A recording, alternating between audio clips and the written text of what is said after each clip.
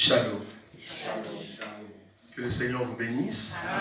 C'est encore une opportunité de plus de venir au-devant de cet auditoire et présenter encore la parole de Dieu. J'aimerais vous dire que vous êtes un homme, une femme bienheureux, vous qui avez choisi de venir en ces lieux et écouter la parole de Dieu. Nous allons prendre nos Bibles. Nous avons décidé de mettre d'abord un point-virgule quant aux trompettes, parce que c'était prévu qu'on termine les trompettes et entamer en même temps les coupes, et après le coupe, le 7 tonnerres. Vu qu'on a une action le week-end prochain, c'est-à-dire Opération Talita Koumi, nous voulions aujourd'hui préparer le peuple pour cette action. C'est très important. Donc après l'action, nous allons voir comment nous allons continuer ces grands enseignements sur les trompettes. Mais pour ceux qui aimeraient avoir l'aperçu de cet enseignement sur les trompettes, le couple, vous avez toujours le droit de nous appeler et nous allons vous donner des grandes lignes. Nous avons dit que les trompettes, c'est au fait de temps réel, vrai. Ce ne sont pas des histoires, ce sont des choses vraies qui arrivent. Les trompettes, c'est un moment où les deux prophètes seront sur la terre, physiquement, et ils vont frapper la terre avec leurs paroles. C'est ça les trompettes. Et parmi ces trompettes-là, quand le Jean a vu, il a vu qu'à la 7e trompette maintenant, c'est là-bas, c'était une sorte de Pâques, c'est-à-dire un carton, qu'on peut ouvrir et à l'intérieur, on voit des coupes. C'est-à-dire des coupes, c'est quoi? C'est la dernière colère des dieux. Je vous ai dit que le début de jour de l'Éternel commence quand? Commence au fait avec les trompettes. Et ça se termine quand? Guerre d'Armageddon. Ça va? Donc, les coupes, c'est vraiment la dernière partie de la colère des dieux. Donc, dans les coupes, c'est vraiment après, au fait, la dernière partie de la semaine de Daniel. Donc après ça, ça commence le couple. Donc les trompettes, c'est vraiment le début du ministère de 2 ans jusqu'à leur fin, c'est-à-dire 3 ans et demi, le premier 3 ans et demi. Et après, il y a un silence, c'est-à-dire 3 ans et demi. Et après ça, le couple commence. Et les couples, c'est quoi? C'est vraiment la destruction totale que Dieu va en fait manifester sur la terre. Et ça sera physique. Ce ne sont pas des révélations, non. Ce sont des choses vraies qui vont arriver sur la terre pour que Dieu, en fait, corrige l'homme. Parce que l'homme, Dieu lui a donné le pouvoir, mais l'homme, avec l'aide de l'ennemi, c'est-à-dire Satan, et il va, en fait, détruire la terre que Dieu a créée. Alors Dieu, comme au temps de Noé, comme au temps de Sodome et Gomorrhe, Dieu, encore une fois de plus, pour la dernière fois, ça je suis encore assuré, c'est bibliquement parlant, Dieu maintenant va frapper maintenant la terre avec des coupes. D'abord, il commence avec les trompettes et il va frapper encore avec des coupes. C'est ça, en fait, les coupes. Mais les tonnerres, par contre, la Bible dit, ils ont vu l'ange, un ange puissant. Et c'est je suis en train de donner l'aperçu pour que ceux qui aimeraient avoir cet enseignement, l'ange puissant qui va mettre un pied dans la mer et un pied sur la terre. Quand on dit terre et mer, c'est une possession. Vous êtes d'accord avec moi, non? Donc il va prendre possession de la mer, qui n'est rien d'autre que toutes les nations, et il va prendre possession d'Israël, qui est la terre. Et quand il prend maintenant possession, la Bible dit, il va crier.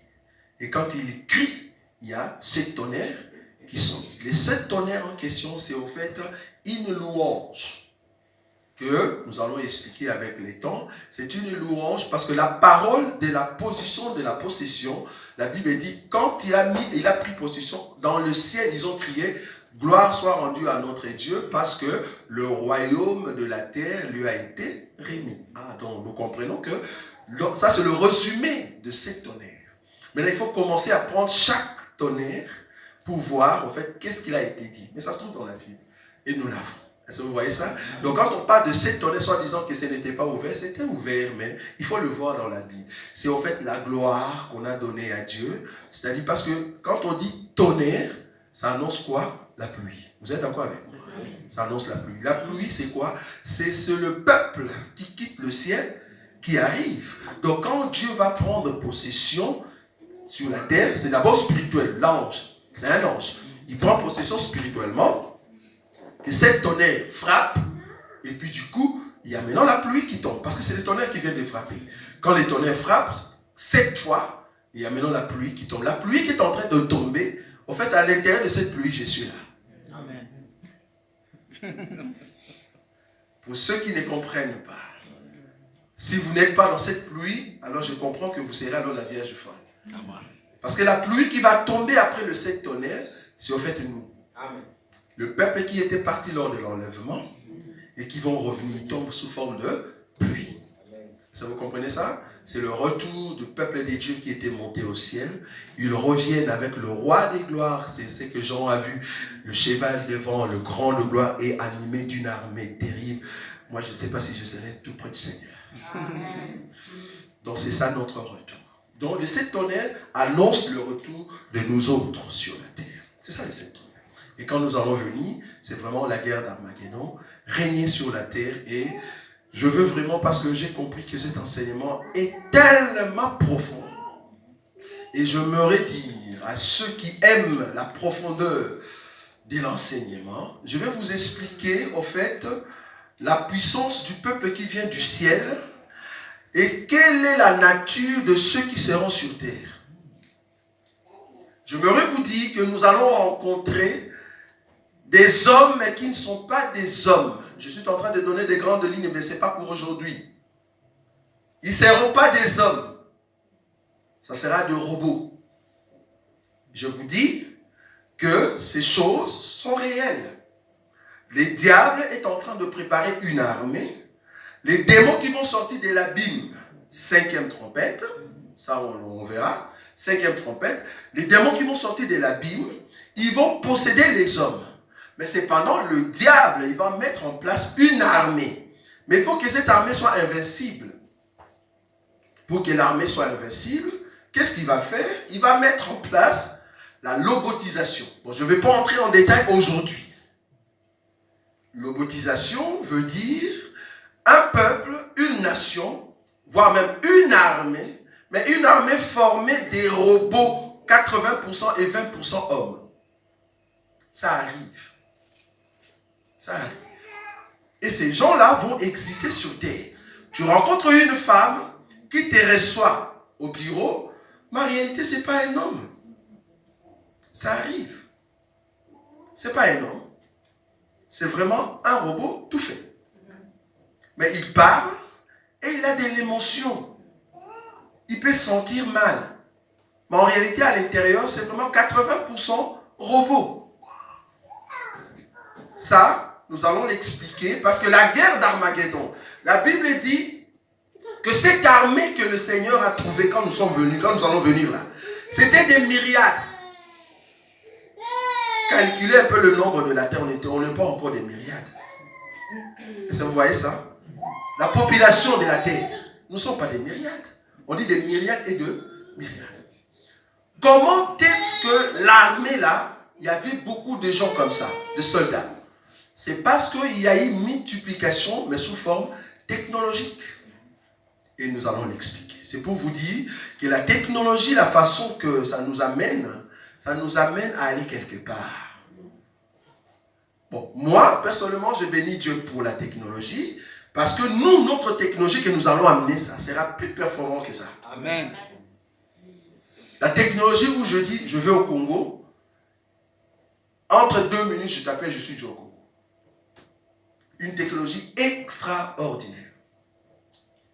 Pourquoi? Parce que nous croyons que le Dieu de gloire, qui était loin, mais qui peut voir Nathanaël sous le figuier, waouh! Ça, c'est notre technologie, frère. Amen. Les Blancs, ils vont essayer d'arriver à cette technologie-là. La technologie où tu me salues le matin, je te dis, frère, là, je sens que ta vie n'est plus en communion avec le Seigneur. Je te sens directement dans le corps. Je sens que tu vis dans le péché. Dieu me dit de te dire qu'à 10h13, waouh, quelle précision. Tu as fait ça, ça et ça. Je n'étais pas là. Quelle est en fait l'image, la vision qui est venue dans ma tête pour voir ce que toi, tu avais fait, alors que je n'étais pas avec toi. Ça, c'est la dimension extraordinaire que les Blancs ne vont pas arriver. Ils essaient de leur manière d'arriver à la résurrection. La résurrection, c'est là-bas que ça leur dépasse. Mais notre Dieu a caché le secret de la résurrection à ces hommes-là, mais il nous a révélé cela. Et nous allons le découvrir samedi et dimanche. Amen. La résurrection. Donc, nous allons nous préparer pour cette journée de samedi prochain et dimanche. Nous allons prendre la Bible. Nous sommes dans le livre de 1 Corinthiens. 1 Corinthiens chapitre 5.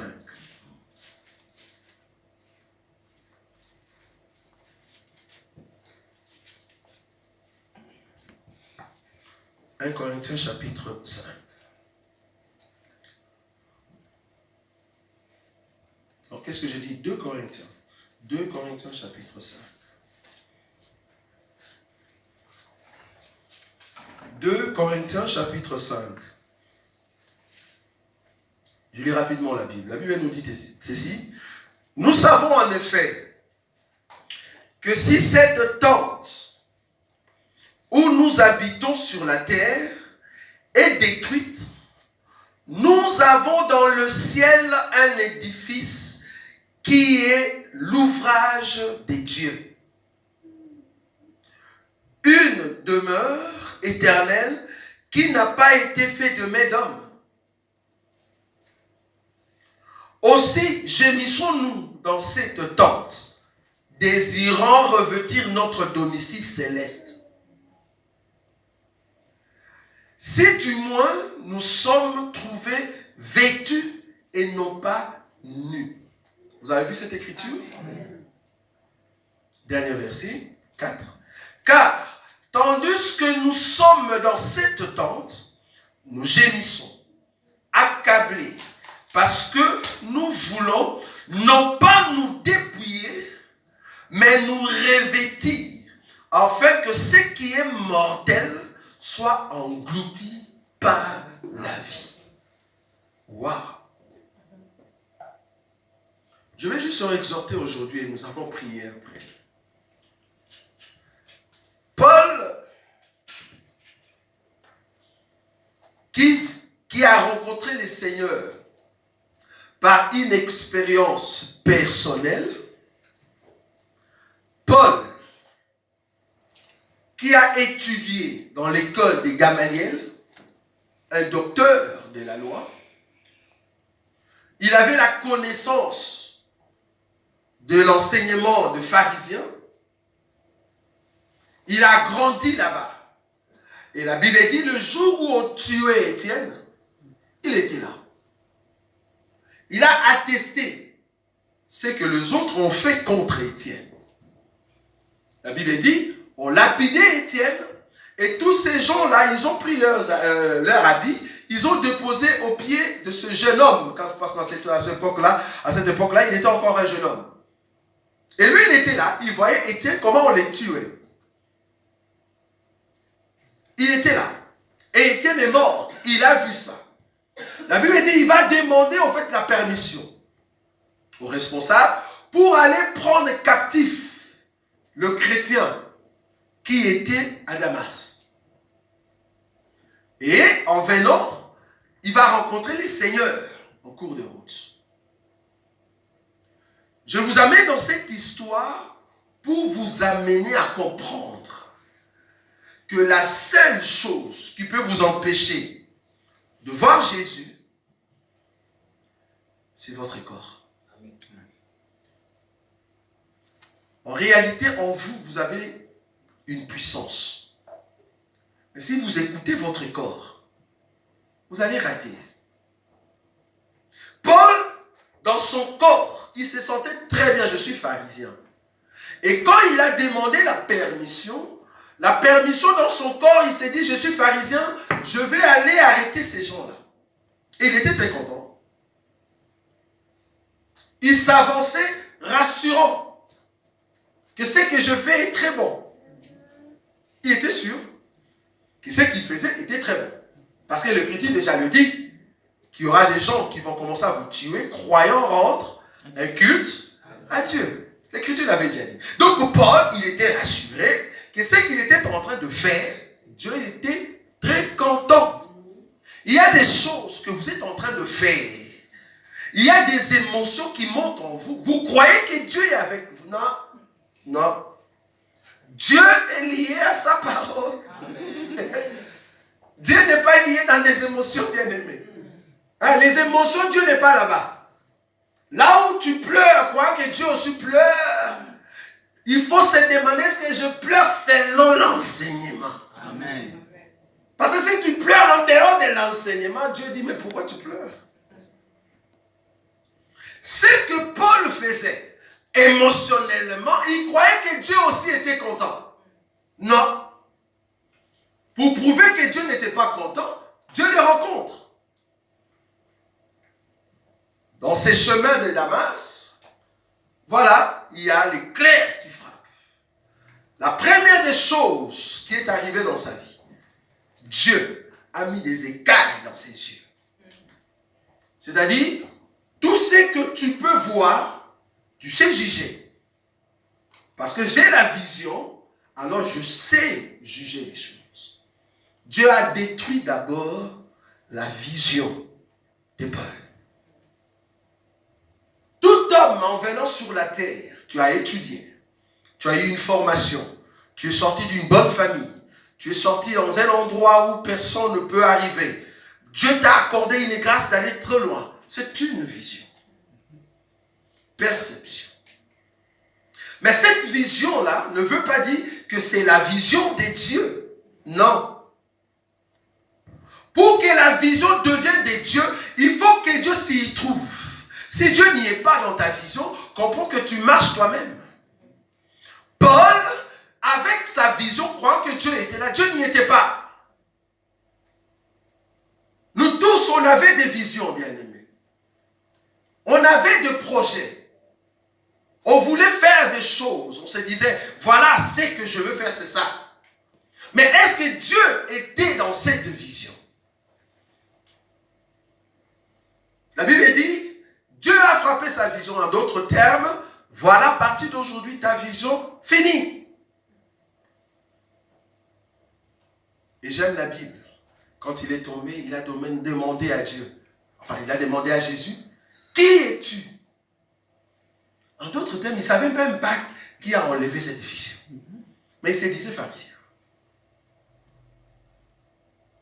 Il se disait pharisien. Qui es-tu? Il va écouter une voix. Et cette voix qui est en train de parler, c'est notre Seigneur Jésus. Je me te dire, la voix, quand on dit voix, il y a une différence entre voix et parole. Nous disons toujours ça. Voix et parole, ce n'est pas la même chose. Nous tous, on peut dire bonjour papa, chacun avec sa voix. Mais nous serons différents par rapport à nos voix. Mais la parole, c'est toujours bonjour papa. La parole est bonjour papa. Mais la voix, chacun a sa voix. La voix que Paul a écoutée, c'était la voix de Dieu. Et Jésus va lui dire, c'est Jésus que tu persécutes. J'aime la Bible. Regardez, Actes des Apôtres, chapitre 9. Je suis en train juste de vous amener petit à petit pour la journée de samedi et dimanche.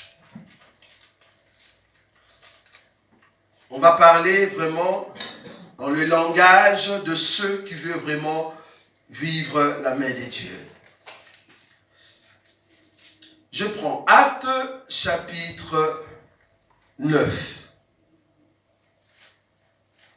Je prends le verset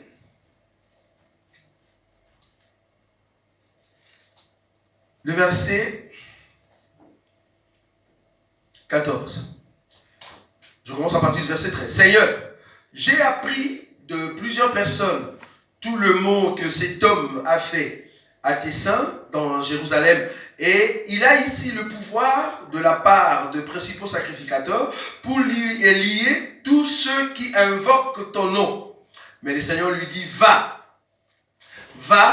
car cet homme est un instrument que j'ai choisi pour porter mon nom devant les nations, devant le roi et devant le fils d'Israël. Et je lui montrerai tout ce qu'il doit souffrir pour mon nom. Tout ce qu'il doit souffrir pour mon nom. Dieu a déjà enlevé sa vision. La vision, c'était quoi? La vision de Paul, je vais aller à Damas pour faire souffrir le peuple de Dieu, soi-disant qui porte le nom de Jésus. Un faux enseignement. Et lui, il se disait, je vais aller faire souffrir ces gens-là. Il ne savait pas que là où il va, c'est là-bas qu'il va entrer au fait dans la vision de Dieu. Qu'est-ce que je veux dire par là? Tout homme a une vision, tout homme a une ligne d'objectif, d'objectivité comme on dit.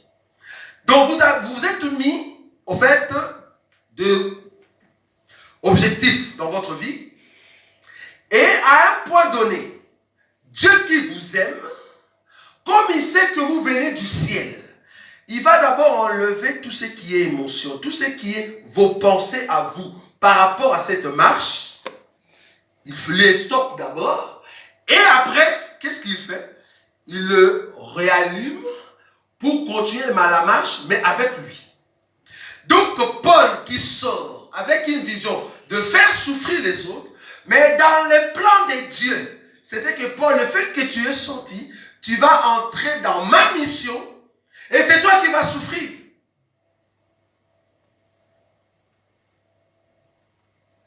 Nous avons des objectifs que nous pensons que ça sera positif.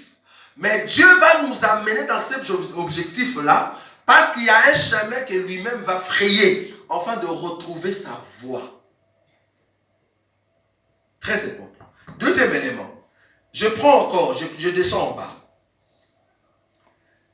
Le verset 17. Ananias sortit et lorsqu'il fut arrivé dans la maison, il imposa le main à Saul en disant, Saul, Saul, mon frère, le Seigneur Jésus qui t'est apparu sur le chemin par lequel tu venais, m'a envoyé pour que tu recouvres la vue et que tu sois rempli du Saint-Esprit. 18. Et au même instant, il tomba de ses yeux comme des écailles et il recouvra la vue. Il se leva et fut baptisé, et après qu'il eut pris de la nourriture, et le force lui revers. Le verset qui m'intéresse ici, c'est les 18, la première partie. Au même instant, il tomba de ses yeux comme des écailles. Donc quand Dieu l'a rencontré, Dieu a mis des écailles dans ses yeux pour empêcher sa vision de continuer. Et qu'est-ce que Dieu fait pour que sa vision revienne?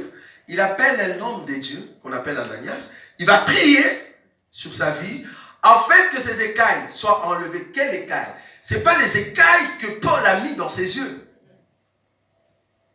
Ce sont des écailles que Dieu a mis. Or, les écailles, c'était quoi? C'était le voile pour empêcher Paul de continuer. C'est Dieu qui a mis ça. Et c'est Dieu qui va envoyer un homme de Dieu pour qu'il puisse prier sur Paul afin que les écailles que Dieu a mis tombent. Il y a des circonstances dans notre vie ne peut retrouver vie que si Dieu lui-même vient l'enlever. Amen. Pourquoi? Parce que c'est lui qui l'a mis, bien-aimé. C'est lui. Tu ne sais pas l'enlever. En fait, Dieu a mis ça parce qu'il t'amène quelque part. Il veut que tu comprennes qui tu es. Jusqu'à présent, ça perdure parce que tu ne sais pas qui tu es. Ou soit tu ne l'as pas encore rencontré. Ces écailles sont là. C'est Dieu qui l'a mis. Remarquez, tu étais païen.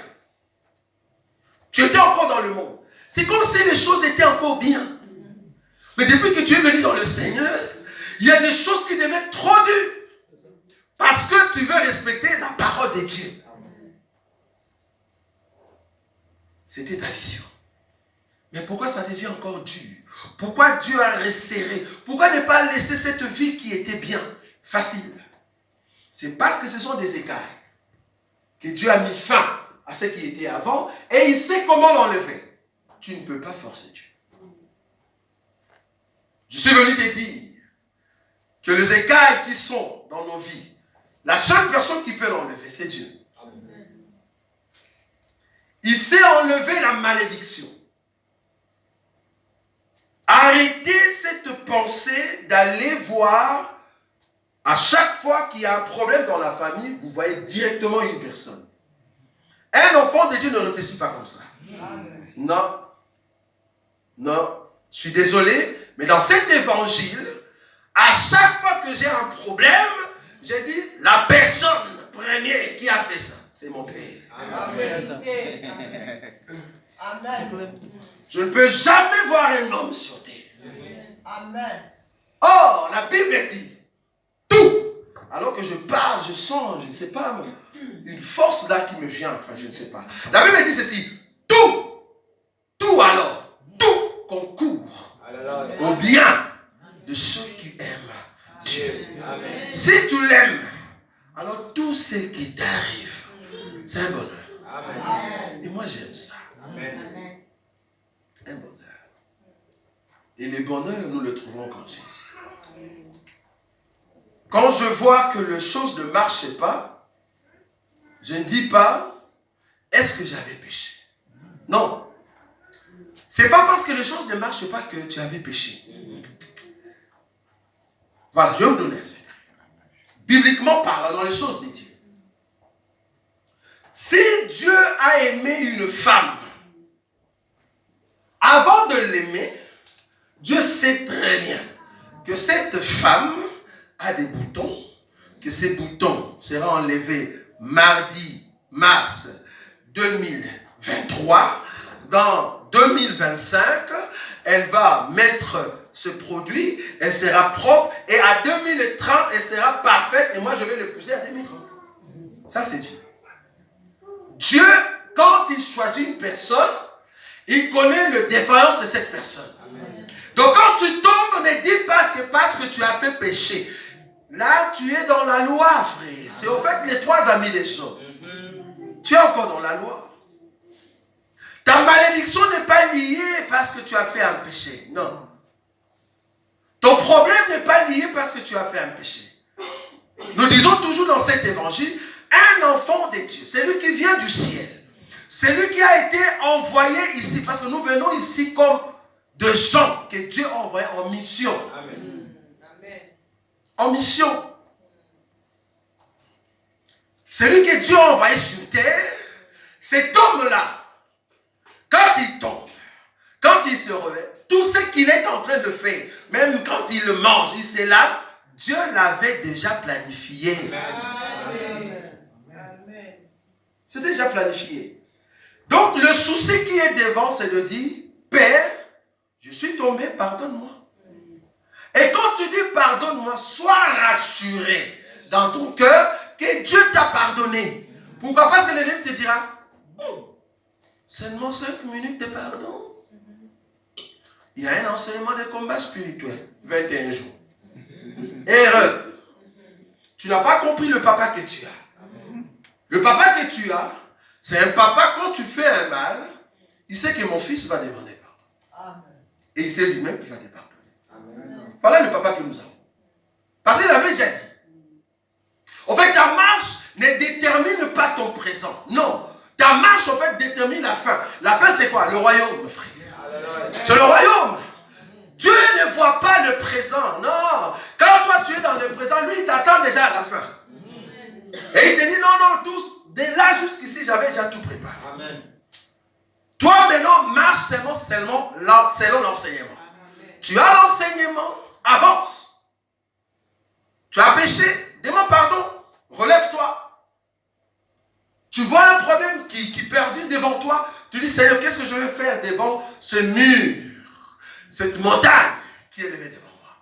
Ce n'est pas Zorobabel qui a dit, oh non, montagne, tu ne peux pas résister devant moi. Non, c'est Dieu qui a dit, quelle est cette montagne qui peut résister devant Zorobabel? Zorobabel ne savait pas qu'il y aura une montagne. Toi non plus, tu ne savais pas que tu devais sortir dans une famille où, soi-disant, il y aura la malédiction. Mais parce que tu viens du ciel, qui peut te toucher? Paul, il ne savait pas qu'il va rencontrer le Seigneur. Et il ne savait pas qu'il va rencontrer Ananias. C'est seulement quand le Seigneur lui a dit, voilà, ça sera comme ça, comme ça. Et il arrive, il y a la main de Dieu. Et ces gars sont tombés. Il y a des choses qui sont dans nos vies. C'est Dieu qui l'a mis. Amen. Et moi, j'aime ça. J'ai dit, Seigneur, tu as mis ça. Merci, je comprends que c'est en fait l'état de la pause. Parce que des fois, quand on travaille de 8h jusqu'à 18h, on dit, ok, c'est la pause. La pause, c'est en fait une malédiction qui peut venir. Dieu te dit, freine-toi un peu là. Tu n'as pas bien, au fait, fait les choses. Voilà, c'est un peu la pause. Tu te croyais un peu que c'est toi qui fais tout. Parce que vous savez, nous avons un papa qui aime que tout ce que tu fais, que ce soit lui, au fait, qui reçoit l'honneur. De fois, quand tu te montres que non, c'est par ta capacité, tu vois. Hein, papa? Je me lève à 8h, je vais au travail, je termine le boulot, à la fin du mois, on me donne l'argent, donc c'est ma force. Non, on va te donner seulement une infection, bam, tu restes à la maison. Vas-y, lève-toi. Ça, c'est notre Dieu. Il veut juste te dire que tout ce qui peut t'arriver, c'est lui, en fait, la cause. Dans cet évangile, c'est ce que nous disons. Si vous avez les contraires, venez. Dans cet évangile, si tu es un enfant de Dieu, tout ce qui nous arrive, c'est notre papa. Amen. Et ça nous arrive parce qu'il sait comment l'enlever. Amen.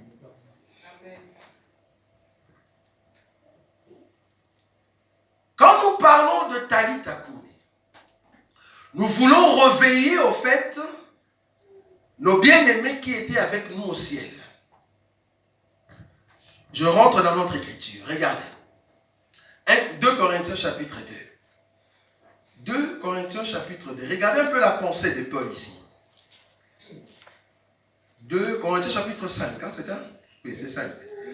Oui, 2 Corinthiens 5. Merci. 2 Corinthiens 5.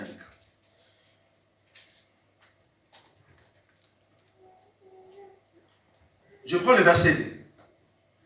Le verset 2 nous dit: aussi gémissons-nous dans cette tente, désirant revêtir notre quoi? Ah, Paul, tu es sur terre.